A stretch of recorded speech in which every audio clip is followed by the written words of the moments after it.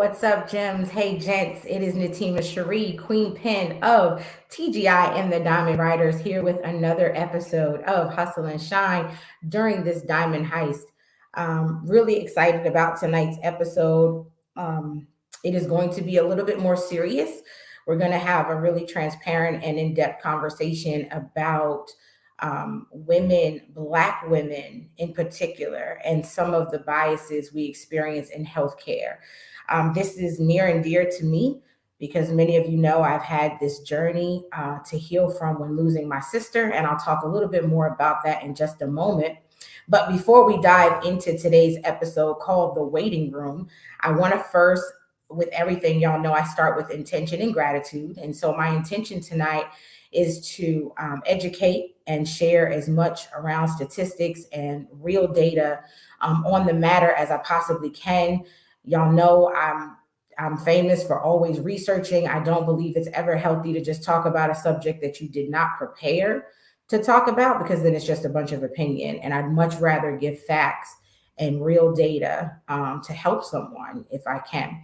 And then, of course, I'm grateful for my guest tonight. Very grateful for the women and the gems who joined our interest call last night. The Diamond Riders is indeed growing. And so very grateful for all of those gems who joined the call. And then, of course, just grateful again for the opportunity to share tonight with you on what we're calling this episode, The Waiting Room. And so real quick, we are still shining in pink all month long. To my diamonds who are shining in pink, we are standing with our breast cancer survivors. We believe there is power in pink. And so again, for the remainder of the month, for all of my diamonds and my gems, if you post anything about breast cancer awareness, please use the hashtag shining in pink so that we have that support acknowledged, because that is what we want to do. So again, I want to spend just a couple of minutes sharing about my experience before I bring out my guest. In 2015, I lost my younger sister, Katrina. She was 32 years old, and she went to urgent care. First, she went to urgent care complaining of severe chest pains, shortness of breath. And she just was very lightheaded, just wasn't feeling well, because my sister was a heavier, thicker Latina woman, Afro-Latina woman. I guess they just assumed it was poor diet and some of the things that come with that. She was also asthmatic. She had asthma. And so I think they assumed, again, instead of actually taking action and following up and maybe, doing some type of test or anything, to rule out what some other possible causes of shortness of breath and, lightheadedness and all the things she was feeling. They just assumed it was her asthma, gave her a new pump and sent her home. She still was not feeling good by Sunday. This was on Saturday. So Sunday, she goes to the emergency room. I am unfortunately not permitted to share the hospital because we did sign an NDA. Well, not I, but my family members, whatever. However, she went to the ER, same complaints, having trouble breathing, lots of pain in my chest, feeling lightheaded. You're fine. Nothing wrong with you. Again, no one ran any tests, no EKG, no chest x-rays, nothing. They listened to what she said, I guess assumed she was being dramatic, and sent her home with an asthma pump. On her way to work on Monday morning, she collapsed and died from a pulmonary embolism, and she was 32 years old. And so I have a personal issue with Black women complaints being unheard or ignored in the healthcare and in the medical field. And so I wanted to do a show about this specifically now during breast cancer awareness, because many of us are considered paranoid when we say, hey, I think I found something. I think I sense a lump or something. We're told, oh no, you need a mammogram for that. You can't do it. Well, then why are we doing the test at home by ourselves? If when I come in and say, this is what I feel, I'm told I'm probably not really feeling that. And so anyway, I want to have a real discussion on this. Not only did it hurt to lose my sister, and I feel like her life could have been saved had her complaints been addressed, but there are so many other women who have died, whether it was maternal mortality or just other complaints. I know of a young lady who had a heart attack at 31 years old because no one believed her when she said she was having trouble with her chest and having, chest pains. And so I really want to talk about that tonight. I know y'all are used to more fun and happy discussions, but this is a necessary one. So I have two really great guests here that are going to come on and share. They're both well acquainted with this, subject matter, and they have a lot to offer. So please get your pen, get your paper, open your mind, open your heart, close your mouth, and listen tonight to this information that will hopefully save a life. So first, I'm going to bring out Miss Shawnee Benton-Gibson. Phenomenal woman. I have her bio and I would read it, but I want you to hear from her. I want you to experience her vibe and energy the same way I have. So I'm going to bring her out now. Good evening, Queen. How are you? I'm doing well. Thank you so much for having me. I'm so excited to be here, even though the subject matter is heavy and low vibrational. It's great that we're talking about all of this. So thank you for being a conduit for conversation. I so appreciate you and appreciate this platform. Thank you. I'm so honored to have you here. You have an amazing story, a powerful one. Thank you. And real quick, shout out to one of my diamond leaders, Tiffany Matthias, aka the Phoenix, for making this connection and this introduction. This was such a necessary thing. And so, first, before I say anything else, please introduce yourself to our gems. Tell us about your hustle. So I heard you say gems and gents. So I want to acknowledge the terminology and the culture here in this space. So greetings to all the gems and gents that are listening under the sound of my voice. My name is Shawnee Renee Trellis Benton-Gibson, and I am 54 and ready to live more and more and more. And how I do that is by having conversations about these important subjects and also being fully expressed and unapologetic about who I am as a Black woman and a Black leader in community. So I am the co-founder of the ARIA Foundation, and ARIA stands for the Advancement of Reproductive Innovation through Artistry and Healing. And I'm also the CEO of Soul Leadership Development Institute, and Soul is shorthand for Spirit of a Woman. So that can tell you what my commitment is. Spirit of a Woman turned 20 years old this year.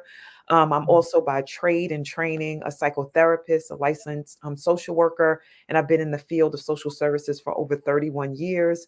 I'm a mother of three, two living, and one deceased who you'll hear more about later on in the conversation. And I'm unapologetically an anti-racist leader. I'm unapologetically here to decolonize and to dismantle white supremacy culture and to do it one conversation at a time, one declaration at a time, one moment at a time. So thank y'all all for being co-creators of that with me in this space. So once again, happy to be here. Wow, that introduction alone was so empowering, and exactly why I think, like you said, in this moment, this conversation is so necessary, because it does have a lot to do with racial disparities, not just health bias and disparities. So I really want to talk about the lack of health equity, if you will, and so we're going to get into that in just a moment. Again, thank Sure. you so much for being with us tonight. There's so much I want you to share. And so I'm going to give you more opportunity to talk about aftershock and some of those other things that you alluded to a moment ago. But first, I want to bring out our other guest, Miss Brianna Robinson.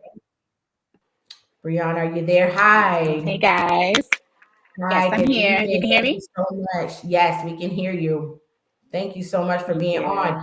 Hi, Shawnee. Please share with the gems and gents, what is your hustle? Okay, so I am currently an anesthesiologist assistant. I work at Mount Sinai West, and I also work out of North Shore, LIJ. I am also a medical student at Harvard University. I've This is my second year, and I am studying to become an anesthesiologist who also studies cardiology.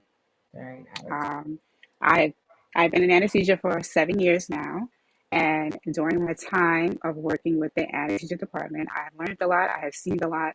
I have seen more death than you could even imagine. I went into anesthesia when my niece passed away in 2015 from asthma, and I was at a loss. She was everything to me, and I needed something more, and there was nothing left for me. So I was already in the medical field, but I needed something, something that mattered. And I knew I wanted to save lives, and that was the only field that I felt was needed for me. And it was Mhm. beneficial for me, and it was healing for me. And Mhm. after going through a lot of therapy, because you definitely have to have it, in the medical field, it's a requirement.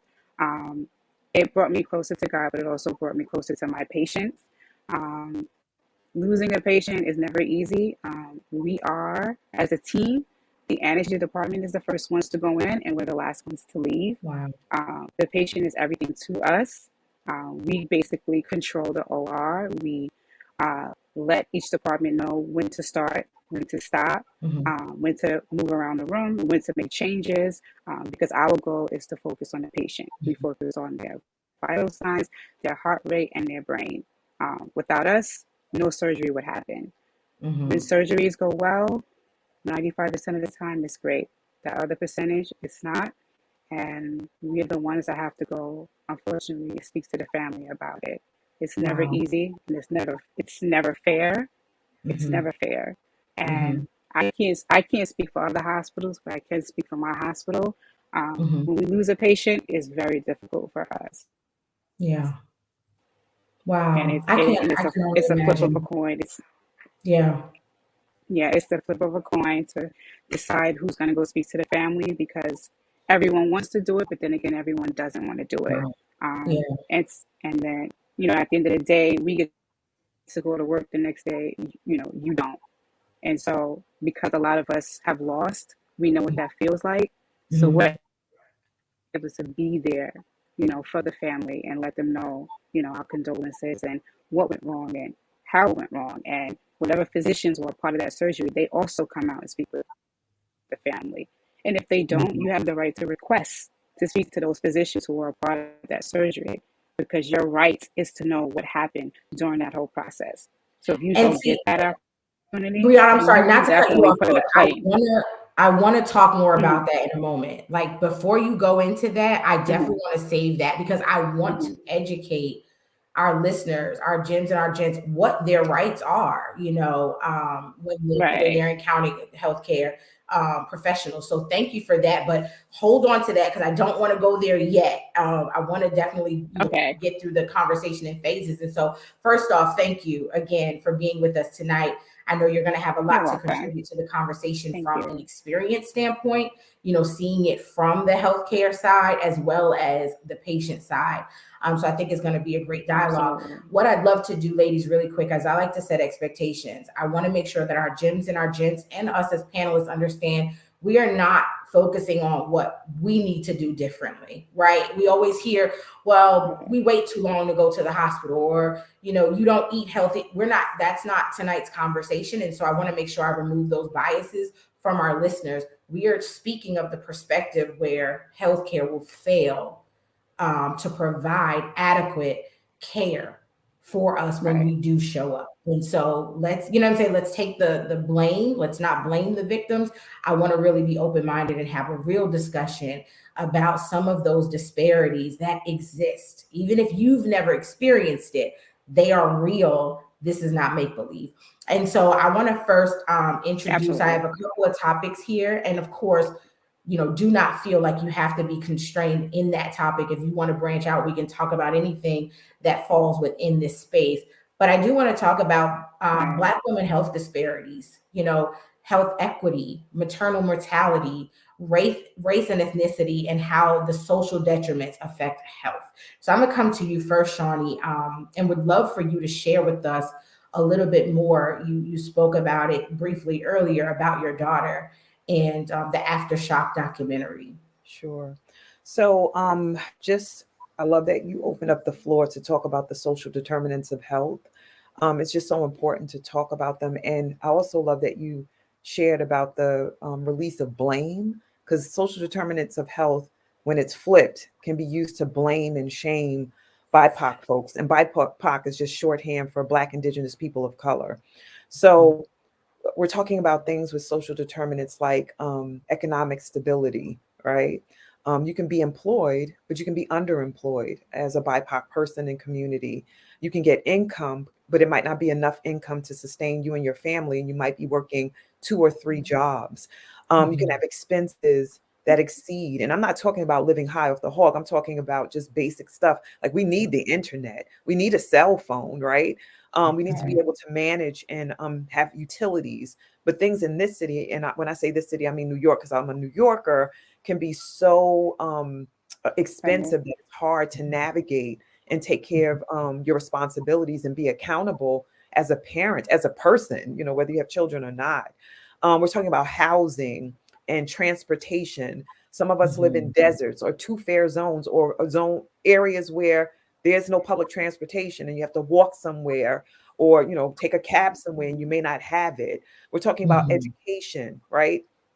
Literacy level, and you may be the most brilliant person in the world, but in this system, if you don't have a certain level of education, you're not going to be able to get that job. If you get the job, you're not going to get the salary that you deserve, even if you know Right. more than the people who actually are degreed. All right. We're talking about Very true. food issues, food deserts, lack of hospitals in your area, or if there's a hospital, it's a dead zone and you never want to go there or have your family go there if something happens to you. And we're talking about a healthcare system that doesn't necessarily respect you. And we're talking about absolutely racism and what that can manifest and create. I'll quickly say that my daughter, when you think about folks judging, didn't fit the judgment bill. Mhm. She business owner, two businesses, very healthy. She's a dancer, very educated, did a lot of research, very present in community, very vocal, advocated for herself. And I say in the documentary is called Aftershock, that knowledge is not enough to save you from this crisis. That you can have all the knowledge in the world and the system will fail you, or all the intersecting systems will fail you, and you'll end up having a near-death experience or actually dying like my daughter did. So I'll pause here in reference to the social determinants of health and just let you know that when you identify and look like us in this space, that it can be a death sentence depending on where you land as far as hospitals and social service agencies. You may not get what you need, even when you come with all the bells and whistles and the check off for what makes a good citizen in society. And I'm Right. Right. Oh my gosh, that there was so Absolutely. much there to unpack, Shawnee. I mean, one of the things that I think stand That's out to me the excellent. most when I do my research in this space, and I will admit losing my sister in 2015 really prompted, that unselfish part of me that said, no, I need to dig deeper here. I need to understand why this is an issue, why there's such an implicit bias in medicine toward Black women in particular. And it's not to say that our, Black men aren't facing, like you said, this affects all BIPOC. But for Black women in particular, our numbers in terms of the disparities are so much greater than our white counterparts, Mm. especially as it relates to maternal mortality and some of the other things that I highlighted in this ticker. And so I love that you talk about, sometimes you don't even look like you should have all of these judgments or these, stereotype placed on you. If I go into the ER, I do have the degrees, I do have the education, I am well spoken, I do carry myself well, I'm healthy. I've still experienced that where, are you sure that's really how you feel? Well, on a scale of 1 to Yes. 10, how much pain are you in? I'm in pain, period. Right. Right. And so some of those things, again, we're so used to that treatment, we don't even realize what's happening. And many of us, the reason I wanted to call this the waiting room is because many of us will sit there for hours, not Mhm. realizing our wait has nothing to do with how busy the ER is or how short staffed they is. It's really you don't come across as someone in pain. And so I want to come to you, Brianna, because you're in the OR, you're working in the ER space, the Mhm. OR space. How Right. often is it that you find um, Black women in particular are asked to wait a little longer because their pain doesn't appear as severe as they might be I mean, saying? honestly, it happens every day. And so, in my case, I've been hospitalized a few times. But what one doctor told me, and it was a Caucasian doctor. She told me, she said to me, this was like probably like 10 years ago. She said, you're always going to have difficulty seeing the doctors before any other race. And at first I was offended, but then I listened to her. She said, because they don't take your pain serious. You guys are always so strong. You don't come to the hospitals. You don't follow up with your physicians. By the time you come to the hospitals, it's out of control. Your diabetes or your high blood pressure is out of control. There's really not much they want to do with you because your organs are no good if you die. So what she said was, what you need to do when you go to the ER, you come to the hospital, you need to tell them that you have a blood pressure issue, even if you don't.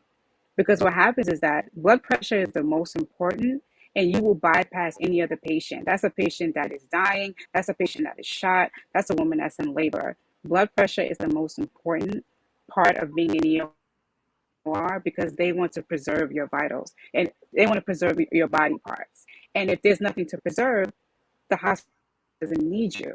So what they say is if you ever go to the OR and you say my blood pressure is out of control, they will take you before they take any other patient. Literally, it will take you. And it's unfortunate. I never understood it. Wow. But with my own experience, it has happened. I've gone to the hospital a few times, when my blood pressure was not managed, and I would say my blood pressure is out of control. I mean, it was at the time, but they definitely took me amongst others who were sitting there who were in a more severe situation than me. And when I bypassed someone who was literally bleeding, that's when I knew how severe it was. Wow. So it's unfortunate. It's life-saving, but it's also unfair, and it's just something that's just not going to go away. Yeah. And at the same time, we literally have to continue to educate ourselves, and not to say that they know more than us, but they are the gatekeepers of the system. And they do know things that we don't know. And that's another reason why I went into the medical field, because I needed to get to those gatekeepers. I needed that information so that I can be here to share that with my own people. Wow. Thank you for that again. And I agree. I think equipping ourselves with information is the best way to combat, what we're going through, what we're experiencing. I want to come back to you, Shawnee. I saw you shaking your head a bit, and I'd love for you to not only, comment if you have something to add to what Brianna was saying, but I also want to transition into the next topic about health experiences of Black women. And I would love for you to also take some time now to share your story about your daughter. Again, please do watch Aftershock on Hulu and Netflix. But I do hope, Shawnee, you can share a little bit about that story and what what the documentary recorded. Sure. I wanted to comment on, well, first and foremost, thank you, Brianna, for bringing a piece of information that I had not considered before. And it had me thinking about my daughter, when she was in her last hours of life, that once again, to me, all bridges connect back to the enslavement of our people, chattel slavery, the antebellum time. It's another way to commodify Black bodies, bodies in general, because I'm sure that they want to harvest organs from everyone who has them for them to sell. But we don't have value as people. But if our organs are operating adequately, then we have value in reference to the parts of us. And that's how it's always been. Black women in their wombs, it's not about the full person. It's about the womb space and how much can it generate so that the plantation can be, expanded and monies can be brought in so that white slave owners or owners of enslaved people could keep building generational wealth for their people, not for us. But generations of us are still suffering. I'm a metaphysician, and I look at things like epigenetics. So if my grandmother's grandmother's grandmother was enslaved and then released, and there was nothing given to her to address the trauma, the loss, the abuse of the body, then that trauma, first of all, reconstructs the brain. Trauma shifts you. It changes you on a cellular level. And then you pass that down to your offspring. And then your offspring, having not dealt with it, not even knowing to deal with it and what's going on, passes it down. And then you have what you have in reference to the outcomes for us. So it's not just what's happening with us physically, it's emotionally and spiritually, how we've been traumatized. And it's just generational, unless we stop the cycle, which we're doing now by having these conversations and doing a new thing. I just wanted to put that out there. My daughter's story, So my daughter's name, and I will always speak it. When we stop speaking it, she fades, right? Or any of our ancestors. Her name is Shawnee Gibson. Right. My eldest child, she died at age 30 due to a birth-related pulmonary embolism. So 13 days after she gave birth to her second child, my grandson Kari, she was having difficult. She had a C-section, so she was having difficulty breathing, and she was very active. Like I said, she was a dancer, very physical. And she was like, you know what, I'm going up and down the stairs, and I had to sit on the step. I couldn't get back up after I came down to get the mail. And she was telling folks she was at the hospital when she went back for a checkup to get the staples removed after the C-section.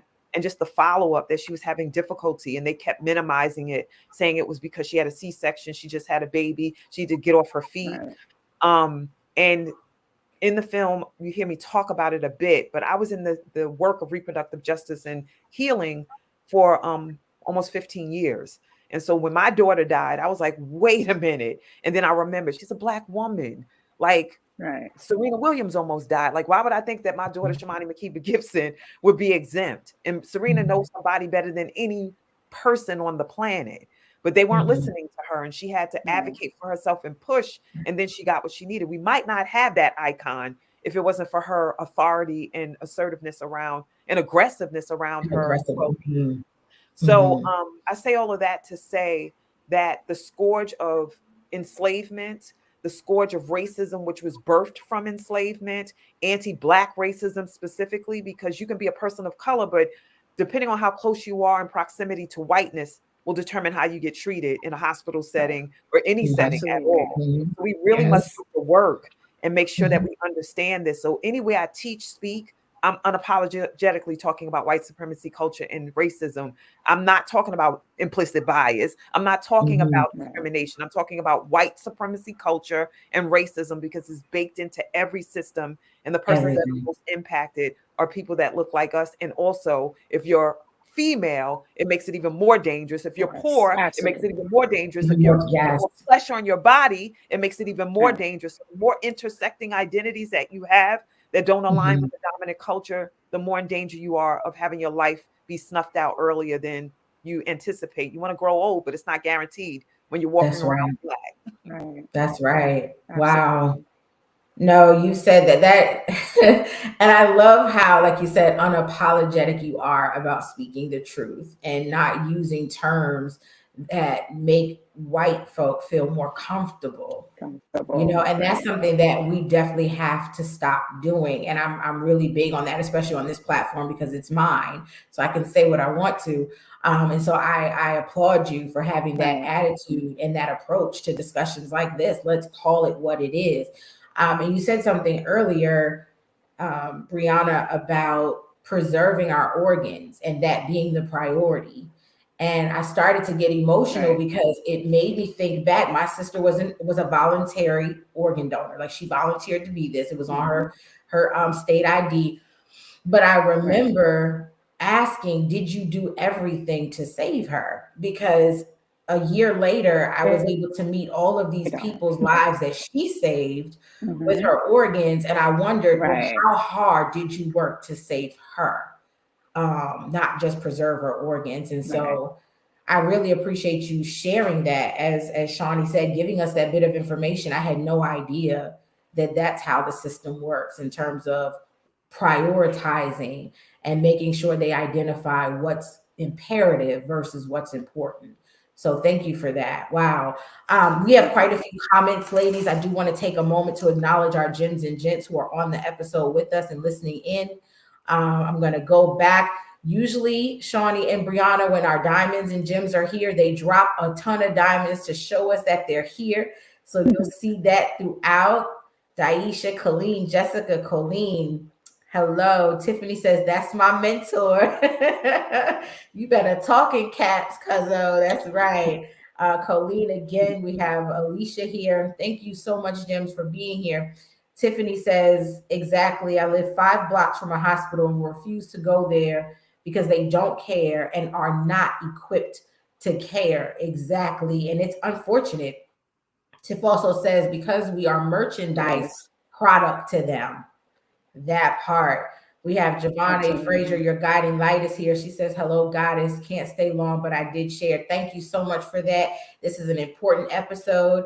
I'd actually love to connect you to Miss Shawnee and Javon. She does a lot of work in the womb space and some other things that I think would really benefit your cause and your movement as well. So I'll make that connection following. Colleen, sorry, she says, Miss Benton-Gibson said it best. You know your body best. So true. Absolutely. I'll take one more comment from Abdul. We have one of our gents here. Good evening. He says, powerful conversation. Absolutely. One that is certainly necessary. And, one of the things you mentioned, I want to come back to you, Miss Shawnee, again. You talked about recognizing that this is a systemic problem. This is not your local hospital having poor funding or a reduction in workforce in terms of available nursing staff or care and physicians. This is intentional, right? And so I would love for you to kind of give us, educate us a little bit. You mentioned this stemming all the way back to slavery, this going all the way back to, oppression that we know as back then. And we got to work with our people. We got to stop saying it like it was oh so long ago. But if you could spend some more time really talking about how it's evolved and it's gone from, that chattel, like bondage, as you mentioned, to what it is now, being more systemic and intentional in keeping us from good care, keeping us from good physicians. Sure. Just by design, and some folks will try to steer you towards it being more about socioeconomics. Once again, that's one of the intersecting factors, but it's not the factor. So the systems that are built are part of the fabric of this country. Just think about it. They were not created for us. So just out the gate, we start at a major deficit. When this country was forged, it didn't have indigenous people in mind other than to rape, pillage, dupe, colonize, because the view about us is that we don't know best, that there's something animalistic about us and the way that we think, Black women and how we're viewed and how we express ourselves. Our passion is misinterpreted as anger and rage. And then when we are angry and rageful, we have every right to be, because some of the stuff we can't even name, we know how we feel about what's happening. We can't pinpoint it. So when I think about the educational system, and how money is pulled out of certain communities until they decide that they are interested in the communities, and then they gentrify, and then we're priced out of the communities, and then they transform into these luscious places to live. But when we lived there, it was like a dead zone, and so that's the education system. Just thinking about food deserts. So certain communities have access to a Whole Foods. You know it. I don't have to tell y'all this. Certain areas, it's like you can go and get the best of the best. Walk into the supermarket, it's like a powerful explosion of color and vibrancy. And then I say, I'm not going to the local supermarket near my house. I live in South Ozone Park. Shout out to South Ozone Park. I'm just keeping it real. Even though that there's a where they sell fruit and stuff. When I think about real organic and the high level fruits and stuff and vegetables, we don't have that. So when I go into the supermarket, there's certain smells. I'm like, what is that smell? Or the fruit and vegetables look like they had a nervous breakdown. Like, wait a minute, what's going on here? Right. Potholes, the infrastructure in certain communities, they don't fix it. They just let things get dilapidated until you just can't function anymore in those spaces. So just think, when you look like us and you sound like us, and we're not a monolith, so we all don't look and sound the same. But when we come in this hue, that there's an expectation that we don't need as much, and that we want to live that way, and we don't fight. When we go, I was educated. I don't know about the two of you, Brianna, and it's Natima, right? Is that correct? Yes. Okay. Yes. I don't know about the two of you, but I, except for elementary school, was educated in predominantly white institutions. And so even in those spaces, I was expected to conform. And then even when I was the most brilliant, there was still question about me and my Blackness. Did I write the paper Do I Right. am I worthy of Right. being there? So there's Yes. things, I'll say this last piece and Right. pass on to Brianna. There are things that Black folks and BIPOC folks have to deal with and think about that white people have the privilege of never having to think about. And I'll give Never. one example. So you watch the Right. news and they like, oh, somebody shot up such and such and such. Black folks are more likely to be like, I hope they ain't Black. White people ain't ever like, oh, I hope they ain't white. Things Yes.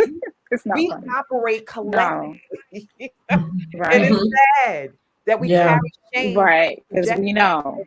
by white folk. Like that's not our Mhm. shame, that's their shame. And it's That's projected, right. Right. we operate from it, Their and it's shame. exhausting to live like that.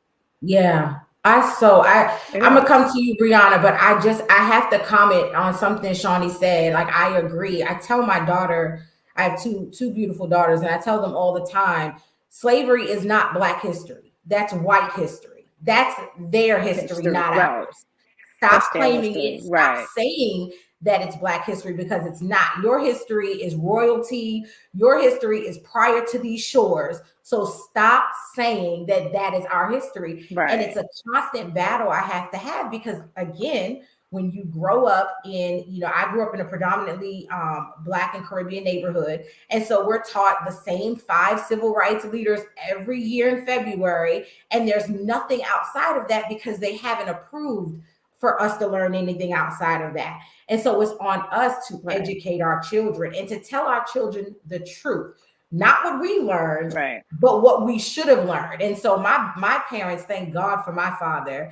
My dad is very much like you. I absolutely love your energy. You remind me of my father. I was like, oh my God, I have to again introduce the two of you. But he was really big on helping us to unlearn what we learned in school from an institution standpoint, and then give us the truth. And unfortunately, by the time I got to college, I had so much truth in me that my professors challenged everything I wrote in a paper. They challenged the Yeah. authenticity and, you know what I'm saying, the ethics of the work that I did, simply because it was not the narrative they are used to us believing, and they're used to us regurgitating. And so when I came with a single thought as a thought leader, it was like, this one's different. And the last thing I'll say is, again, Right. when you were addressing the grocery stores and growing up, I grew up in a neighborhood where we had a bunch of 4 for $4. Okay, we had the Wendy's, Yeah. we had all of the fast food you can think of. Not one healthy, Yes. supermarket, grocery Healthy store, food. marketplace. I didn't even know what a farmer's market was until I was in my late 20s and I moved out of New York. And I was like, what Right. is this? This place looks amazing. Like there's real food here, fresh meats and fresh Mhm. fruits. And so I make it an intention. It is my intention to take my children to those neighborhoods where there's a Whole Food, where there's, a farmer's market, where there's, fresh produce. My daughter ate a real apple. We went apple picking on Sunday, and she was like, this doesn't taste right. And I said, that's because you're plucking it from nature. You're getting it from the From the, source. the It tree. hasn't been on a Right. truck for 6 days before making it to the grocery store. So Right. I just had to acknowledge that, because you're absolutely right. You are absolutely right about everything you said. Brianna, you've been agreeing and ready to jump in. So I'm going to go ahead and let you jump right in. Thank you. I wanted to speak on the part, Shawnee, where you spoke about not conforming. Even as a child, for me, my parents were very strict about education. I had encyclopedias since I was like 8 years old, and my mother always said, "You never let somebody tell you anything. If you want to know something, you have to do your own research."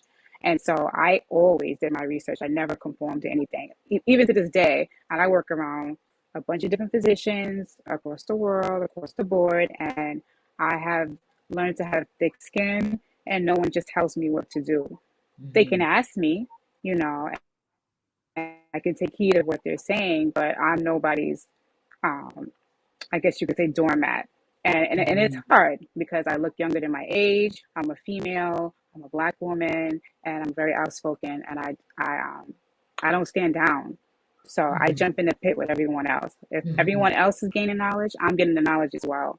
I'm not walking out that room with any Caucasian knowing more than me. At the end of the day, you're always going to be my competition. That's And right. so that's always been my mindset. Even though I have Caucasian friends, outside of work, we're friends. At work, you're my competition. you're going to try to take my job, you're going to try to get me fired. And that's just always been my mindset. Like, we're not friends at work. We're just not. And I accepted that. It's a hard truth, but it is the truth. Because at the end of the day, they will get rid of me before they get rid of that person. And so that's why I learned to never conform, to be strong but never conform. Mm-hmm. And it's hard in the medical field. It's hard in any field, but it's extremely hard in the medical field because you go into it knowing that they don't trust you. I've had patients that denied me. I need the physician. I need who's your boss? Who's covering you? And a lot of times, you'll just get somebody else. But if there's no one else, you're either going to deal with me or you're going to be in pain. And some of them, they will choose to sit in pain. Wow. And that's choice. You'll be in pain for God knows how long, but that's your choice. I mean, I've had multiple cultures, not even ours.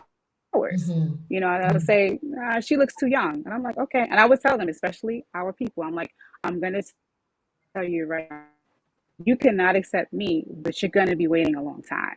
Wow. So it's up to you. And once they see that an hour has rolled by, now you're in the ER, 2 hours have rolled by, it's like, I could have just taken her.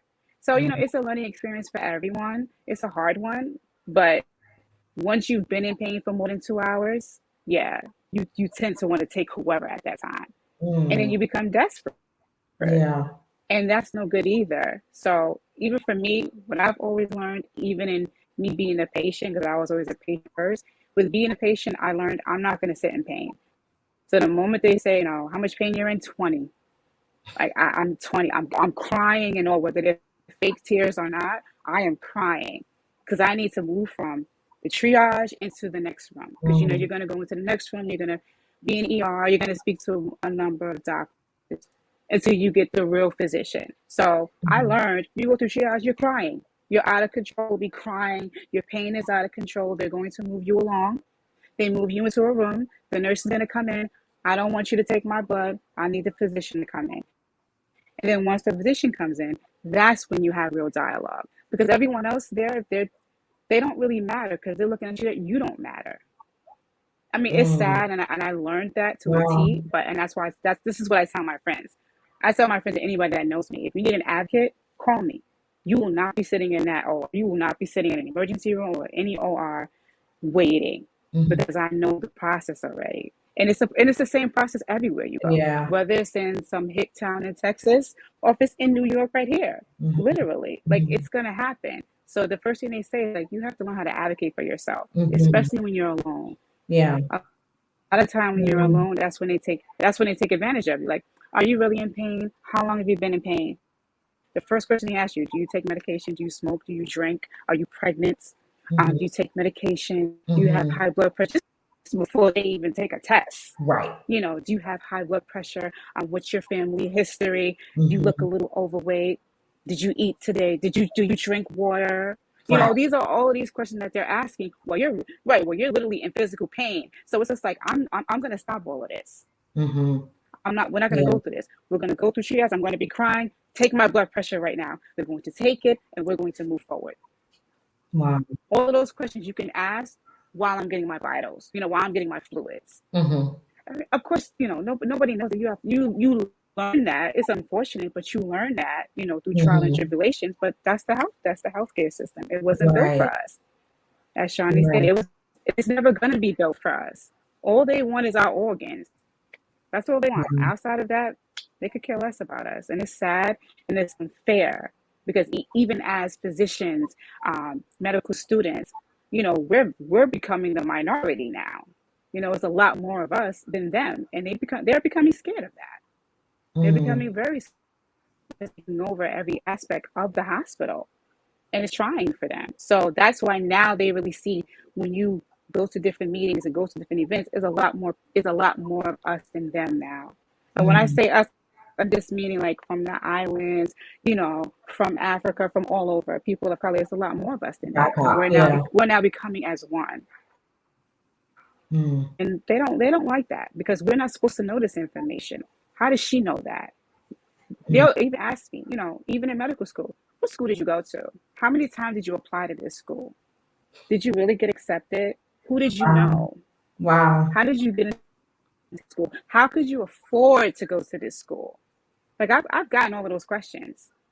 And in the end, I'm not going to answer that. But the mere fact that as soon as you see me, your first question is, how could you afford to go to this school? Without even knowing a thing about me, but you look at my skin color and they're like, oh, how many kids do you have?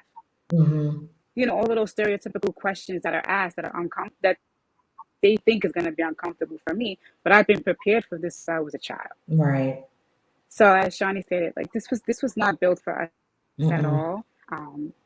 It's a sad, harsh truth. Mm-hmm. But I think if, especially women of color, if we become more educated um, in the medical field and knowing how they're going to treat us, when we decide to have, children, we know what to expect when we go into a hospital. We know that they're not going to pay any attention to us. We know that they're not going to take our pain serious. We know that they're going to take that Caucasian because she's crying. Mm-hmm. She's the victim. She's really in pain. Like, we know that. And we have to learn how to get past that. Or we have to learn how to advocate for ourselves and say, you know what? I need you to take me to another hospital. Mm-hmm. If my doctor is not here, you do not have to stay at that hospital. I think a lot of times, as pregnant women, we all have children. We, we have one doctor that is going to deliver our baby, and if that doctor's not there, normally there's another doctor. On those doctors are there, who's going to deliver our baby? So in that moment, we don't know that we have the right to go to another hospital or to Mm-hmm. ask for another physician and keep asking until we're comfortable. It's not about what makes them comfortable because we're paying for this. They're not. They get all of us as, oh, they get Medicaid. No, even if we do, at the end of the day, we're the patient. So as long as you know how to advocate for yourself, there's not much that they can do. They can be mad, they can be rude, but they have to do their job. And if you don't like what they're doing, you are free to make as many complaints as you want. They also know that we're not going to call corporate, we're not going to write letters, we're not going to sue. So that's why they don't take us serious. But when Wow. those doctors get sued and they get sued, oh, they take you serious and they'll pick up the phone and they'll call you to apologize. Because I've seen it happen on multiple occasions. They Mm-hmm. will call to apologize because they don't want that countersuit. They don't. They don't want the lawsuits. They don't want any of that stuff. They don't want any malpractice suits, even though they get them all the time.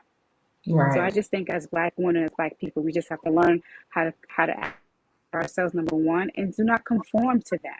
Do not let them tell you what to do. You know the level of pain that you're in, and you need to exaggerate it. And I'm saying that if your pain is 5, it is a 10. Because if you just say, "Oh, it hurts a little bit," you're going to be there all day long, Mm-hmm.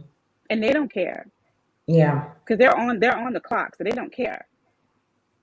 Yeah. And it sounds like when you made such a good point, you talk about the different things that you're asked, during triage. And I've experienced it where it's more so not to uncover my pain, and my pain points, but to disqualify, what my complaint Right, is. And right, I agree because they'll ask questions that are right, so far outside of the scope of what my issue is in a way to right, disqualify what my issue is, or to say, oh, it's this or that. It's not necessarily what she's talking about. correct, So you raise great points. And that's something I want to right. transition into with the time that we have left. I'm gonna come back to you, Shawnee, to see if there was anything you wanted to rebuttal first. And then we'll talk about the final thing that I wanna discuss. So I'll come back to you first. No, I didn't want to, add. I think that Brianna covered her experience as someone on the inside in the medical, in that environment, and just knowing what you know on the patient side, and then Mhm. also as a provider. I think that's really invaluable information to know. Mhm. What I will say, though, I was saying no, is that I'm cautious about the belief that because someone looks like us, that they're going to treat us well. We've been indoctrinated to hate ourselves. We've been indoctrinated not to trust folks that look like us, not to think that we're competent. Mhm. And you talked about looking youthful. Also, just the skin sometimes gives signs off because we've been taught that this person is not smart enough, skilled Mhm. enough, experienced Mhm. enough to provide the care with no evidence to back that up whatsoever, other than Right. the conscious and unconscious bias that we carry. That self-hate can have a nurse or a doctor that looks like us treat us worse than someone who identifies as white would treat us. And so we all have to be Very true. detoxified and unlearned. For white people, it's internalized racial superiority, and for Mhm. people, it's internalized racial inferiority. Mhm. They both are Hmm. dis-ease that needs to be addressed and dismantled, and it can also contribute to loss of life because Mhm. self-hate Right. is projected out onto other people. Wow, that is so Absolutely. good. That is, I mean, Absolutely. there's just so much to absorb in this conversation, and I really hope that if you join late or you did come in for the whole thing, that you go back and replay this again because Brianna and Shawnee both have invested so much in this conversation that is just invaluable and really needs to be chewed on a little bit longer because I think sometimes we hear things and we think, oh, I've heard this before, but we're not really listening. We're not really absorbing and ingesting what's being told. And so we never apply any of this information. We think it's just another source of entertainment. It's just another conversation. It's just another complaint. And that's why I like to close every discussion with solution. Obviously, we cannot fix systemic issues. I keep telling people, stop saying that the system is broken. It is not broken. It was designed to function Right. this way. It was designed to oppress you. It was designed to hold you back, to hold you down, to incarcerate you, to, you know what I'm saying, to kill you. So stop with the system's broken. It's not broken. It's actually working exactly how they want it to work. What we do need to do, though, is one, be accountable and responsible for ourselves. And so I want to talk about that. If I can have both of you share maybe just one or two things that we can do to help preserve our own lives and help ourselves in the ways that we can, obviously, right? We're not medical physicians. Obviously, we do need care. But what are some best practices we can implement to hopefully avoid, cases like this if we can? I'll come to you first. I'm sorry. I'll come to you first, Shawnee, Oh, okay. since I you were wanted to just make sure. speaking. So, I didn't elaborate on this a lot in this space, but it's important if you identify as a New Yorker, if you live here, or United States. Let me start with that. That Black women are 3 times more likely to die doing the most natural thing they could ever do, which is bring new life into the world. That here in New York, we're 8 times more likely to die. And they just did a new study recently, I think it was the CDC, that 80% of those deaths are preventable. Mm, 90% of the deaths of indigenous people are preventable. And it's an era and a resistance to listening and aligning with people's humanity. So, when we're most likely to die is during the fourth trimester. I know we hear about the third trimester, but the fourth trimester is Hmm. postpartum. So mm, cardiomyopathy, Right. hemorrhage, um, preeclampsia. Shimani died due to a pulmonary Hmm. embolism, infection. Also, Right. they don't talk about this as much, but postpartum depression, leading to um, mm, psychosis, and then leading mm, to possibility of suicide and self-harm. Hmm. And then also domestic violence. When women in domestic violence relationships are most in danger when they're pregnant and after mm, they've had a Right. baby, because Absolutely. their partners are often not able because they lack emotional intelligence and like coping mechanisms to deal with not getting the attention that they're accustomed to and not having the control. The baby has the control, so I have to beat the mother and mistreat the mother. So all those things are things we need to pay attention to. So what I will offer up, how life is sustained is through pregnancy, giving birth. That it's a rite of passage. It's how you got here. So for the mm, folks that are in your family that have just had a baby, please know this. If you listen to nothing else I said, we're in danger of dying 12 months after we give birth.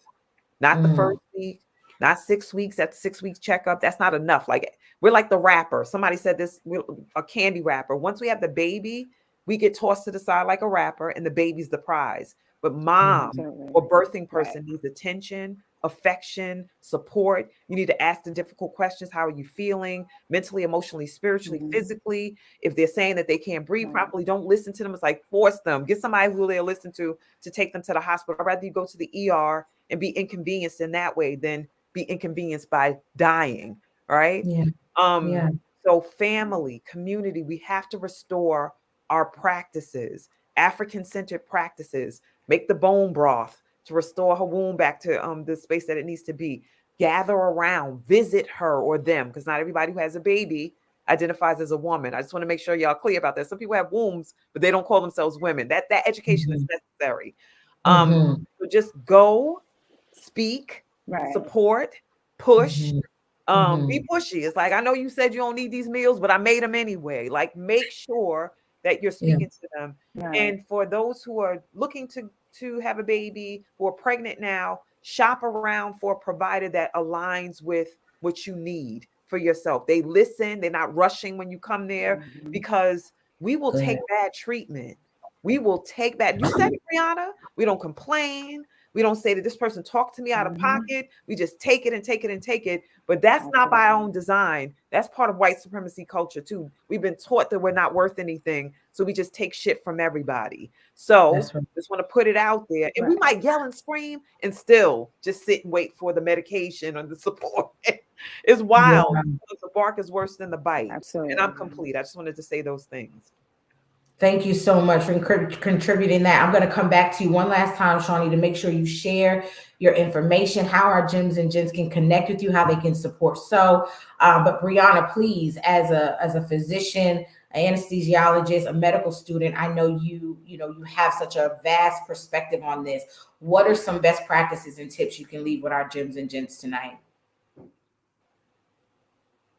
I mean, just piggybacking off of what Shawnee said, the first thing you want to do, you definitely want to do your research and finding out what type of physician you'd want to work with in terms of delivering your baby. Like, it's your experience, it's not their experience.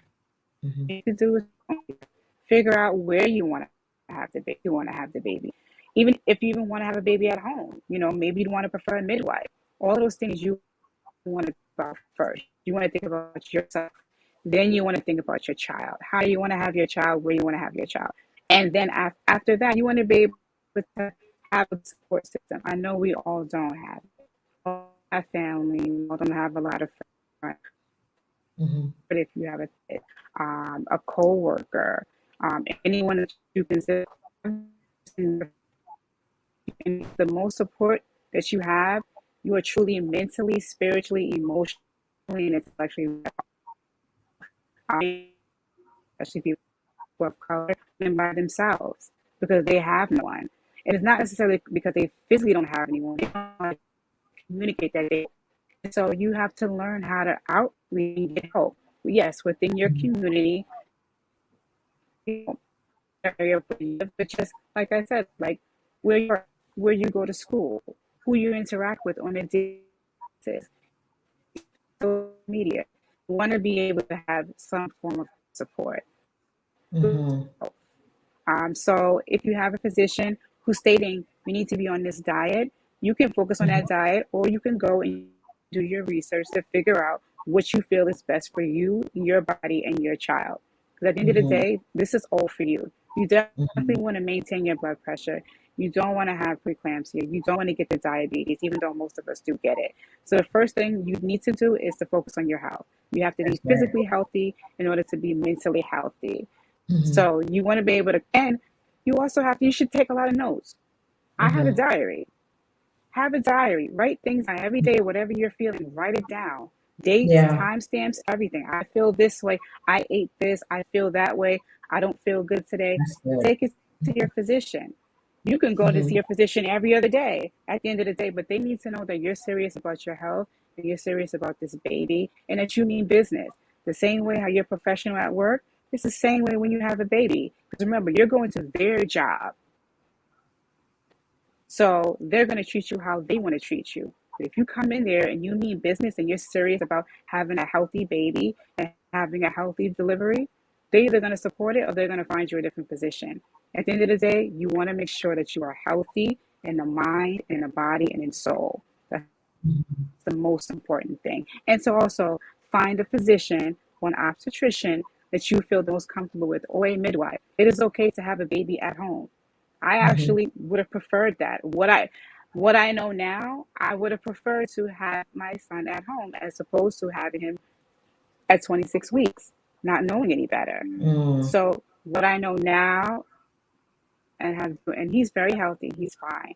But what I know now, I would have done things differently. And I had the support, but there was other things that I lacked. So if you want to be able to have the delivery not perfect, but at least close to what you'd like, you just have to do your research. That's the most important thing. Do your research and know that this is your experience. So you want to cherish your experience in the most positive and protective way. Absolutely. Absolutely. Thank you for that. And quickly, Brianna, please tell our gems and gents how they can support you, where they can follow you, how they can connect with you. Sure. So so I have two Instagram pages. So the first one is Brianna underscore the boss. And then the next one is Pretty Brown Eyes. That's PRETTIE Brown Eyes EYEZ underscore 713. Thank you. And Shawnee, please, how And then I'm can on our gems Facebook and as gents? Oh, sorry. Go ahead. And then I'm on Facebook as Brianna Shawnee Robinson. Thank you. Thank you. You're welcome. Yes. So Tiffany helped me out by putting in, I have a conference. It's a virtual conference that's coming up. It's called Motherwit. It's the 8th annual Motherwit conference. And we are dealing with issues around Black maternal health, birth equity, reproductive justice, telling our birth stories, restoring our balance. And the theme is birthing with gravity, because right now they have us laying that back. They got us wired up in the motherland in South Africa, Ghana. They squat, they kneel, they do what they have to do to bring that baby forth. That's the literal of it. But birthing with gravity means politics, policy, power. Who has the power? Us using our voice, our agency, that restores gravity too. So join us at the conference. It's on Friday the 28th, 7 to 9 is the opening ceremony, the 2-hour opening ceremony. And then the next day is a full day from 9:30 to 4:30 Eastern on Zoom. The other piece that I will share for contact is I'm on IG, Instagram under Shawnee the Healer. You see my name in the window. So my first name, Shawnee the Healer, on Instagram, and on Facebook. It's the same way this name is in this the card here on StreamYard. Shawnee Benton-Gibson, you can find me there. And Tiff, if you can help me out, you can put the contact information from me. You can email me at Soul Leadership Development Institute. I also have a foundation called the ARIA Foundation, which was started in my daughter's name. So Tiff, if you can assist, and I mean Tiffany Matthias, who invited me, she can drop that in the chat so the folks that are tuned in on Facebook can get the information. And thank you once again for having me. Thank you, Gems. Thank you, gents. Natima, thank you for holding space in this way. And Brianna, thank you for being my co-partner and co-creator in this space today. I appreciate you both. Absolutely. Thank you both. Yes. I am so full and so grateful. This has been a healing opportunity for me. Losing my sister 7 years ago has not gotten any easier, especially because the guilt of, could I have done something? Could the medical team that was there for her, could they have done more? And so this really helped to heal parts of me that were ignorant to how this works, and why it happens the way it does. And so thank you both for serving with me tonight, for pouring. I pray that you're both restored and have an amazing rest of the evening. Tiffany is dropping those links. So for all of my gems and gents, please look through the comments, look for Tiffany Matthias. She's Tiffany R. Matthias. She's providing all the links, all the contact information. We want to definitely support, whether you are a female, a woman, a mother, if you have a womb or not, we want you to support. So please, gems and gents, make sure that you are catching those links before the show ends, and then you can catch them on YouTube in the comments as well as Facebook. As always, it is a pleasure to serve you and to give you a piece of me in this way. For anyone who has lost a loved one, a family member, due to medical negligence, due to their complaints being ignored, you're not alone. There's a space for you. I'm holding space for you. Shawnee and Brianna are holding space for you, and we understand the journey. And so continue to heal, continue to put your health first, and continue to hustle and shine. Y'all have an amazing night. Good night. Thank you. Good night, everyone. Peace. Good night, guys. Bye. Thank you. Bye.